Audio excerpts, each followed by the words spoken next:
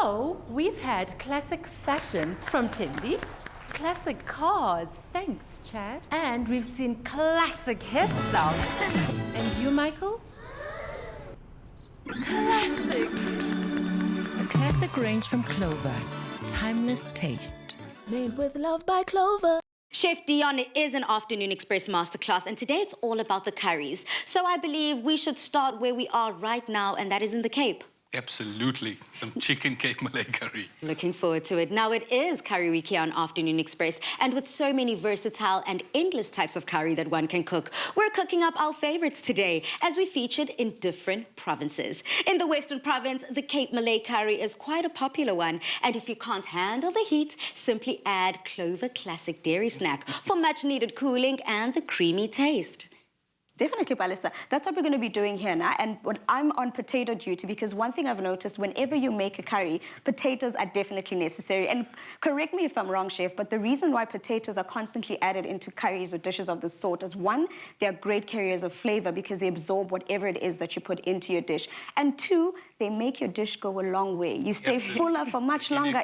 Exactly. Like, your dish can be so much more filling if you add an extra potato into it. So that's what I'll be doing here. I'll just be cutting up our potatoes that will then go into this beautiful stew that you're getting ready for us, Chef. And what do we need for the curry? Okay, so we've got a bit of oil here, which is very important because that sort of like carries your spices and that flavors through your curry or your building of that sort of base.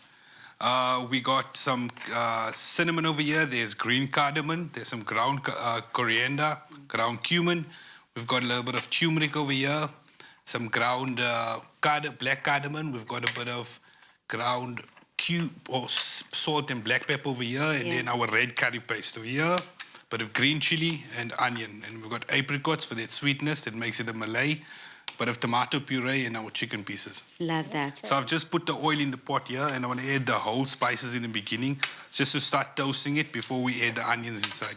And on my side, I'm just preparing the garnishes because, as we know, if you do love a good curry, a little sprinkle of green on top never hurt anyone. And also, just the aromatics of it all just makes it all come together so beautifully. So I'll just be chopping that up for you. But Chef Dion, you spoke here about so many different flavors and that we can experience and spices that we can put in. Turmeric is something that I think so many households need, whether you have ground turmeric like that or...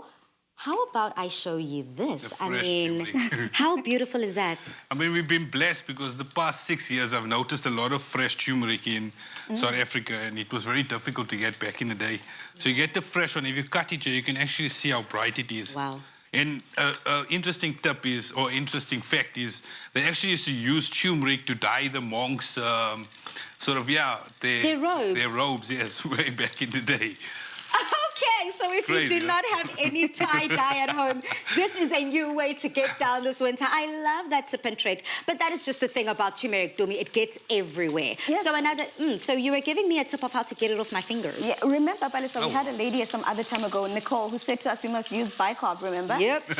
We can put it into our hands and it actually helps remove that. But touching on what you said, Chef, about the monks being able to dye their clothing, I know that another trick is we've become so wholesome nowadays that we're using our food not just to ingest it. We're using it on our faces, we're using it on our bodies. You can even use it as an organic way to dye your hair. So if you want to color your hair, you can definitely do that as well. So it's not just about what you can do in the kitchen. It's how you can use that ingredient throughout your entire house. And as we are speaking about the different forms that you can find turmeric in, that is fresh turmeric, but this here is dried out turmeric. So there are different ways also of incorporating it into your curries. But right now, you're just chucking it all in there. So what I've done is I've started with whole spices and then added the onions to slowly sweat down. Okay. You don't want it to be on a very high heat. It must be a medium to low, so it kind of like gently brings out the sweetness of the onions.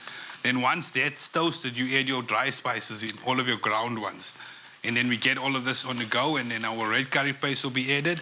Then our chicken. So you sort of coat the chicken inside of all of the spices that have toasted nicely. If you do the other way around, you tend to get this grainy taste or end result in your curries because you haven't sort of given enough attention to the actual frying off of the dry ones. Like that. And to me here, Chef was talking about that red paste, like that red peppery chili masala paste. Now, a lot of people do not have a strong palates, I suppose. Yeah. They can't handle the heat in the kitchen. And that is where our Clover Classic Dairy Snack comes in. I mean, I just can imagine you putting a nice, beautiful dollop in it, and it just creates that creamy smoothiness that pairs perfectly with almost any dish, especially with our spices within the Cape Malay Curry. Correct, Balisa, because what it'll do is once you've put in all your spices and you find that it might be a little bit too spicy for you, you add it into the actual curry inside, it mellows it out. It does, and if you add it on the top as well, once you've made your curry and you've cooked and you're about to dish it up, you eat it, because I know most people can use it in their raita. You even add it there as part of your raita. It's such a traditional condiment. Curd,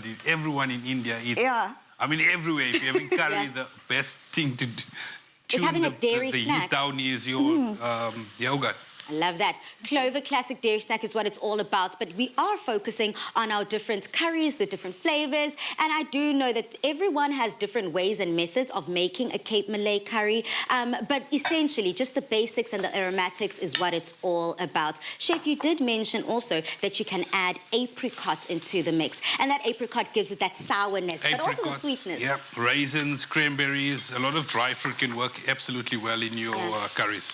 Now, Chef, another thing is that a lot of people say, but what if you do not have these ingredients? How am I able to play but still get those same flavors coming through? I know sometimes I'm not afraid to just put a whole bunch of brown sugar in it. I was just going to say, there's brown sugar in the recipe anyway, so you can just increase the amount of sugar. True, right? And you can also add chutney as well, Palesa, or something like this. Is if you're going to be using dried fruits or dried anything in your dish, and one thing is it could dry out because they're already dried, so it sucks in all the moisture. So a tip I can give you is soak your dried fruits beforehand in some warm water, because then that rehydrates them, so that by the time you add them into your dish, the dish doesn't dry out, but the flavor is still there. Beautiful. True. Now, Chef Dion, at what stage do we start popping everything in? I know essentially that chicken is going to cook its way through all the way, because we do know we do not play when it comes to chicken. We have to make sure that it is fully cooked through, all the way. But I do want to see you putting in the rest of these ingredients. So what we've done, we've left the skin on, so I just want to get a bit of the fat away from the skin. You obviously keep the skin off if you like that way of making it, less fat, or you can leave the chicken on. So once it's a little bit crisp up, and add the tomato puree, because the spices have cooked out nicely.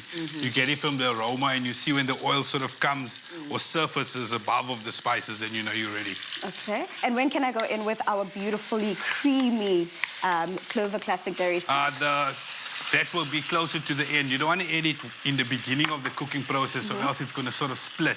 Okay. Because if it reaches a certain temperature, like over 60 degrees or so, it could make your curry sort of split in the sense of it coming together with its sauce. Now, I've got some of this Clover Classic Dairy Snack, Balisa, and this has been cooking now for about 20 minutes. So like you said, Chef, you add it in towards the very end. So all I'm going to do is I'm going to stir it in perfectly and make sure that it mellows out those flavors that we spoke about with our Cape Malay curry. It's beautiful. It adds that additional flavor to it, that additional creaminess that we were talking about that every curry needs. But what I want to do is I also want to add that additional dollop that we mentioned, where you can also put it at the very top, Balisa, because it cools down whatever dish that you've made, and it adds that tanginess that you need to basically take your dish to the very top. I mean, a Clover classic with a timeless taste. To get this recipe, simply head over to afternoonexpress.co.za. Delicious. Now, as we are putting those finishing touches to one of my favorites, we are reaching out to you on social media. Spice is on the menu today, and it is the theme of today's show. So I want to find out from you, do you add salt before or after tasting your food? Remember to use that hashtag Afternoon Express in all of your comments.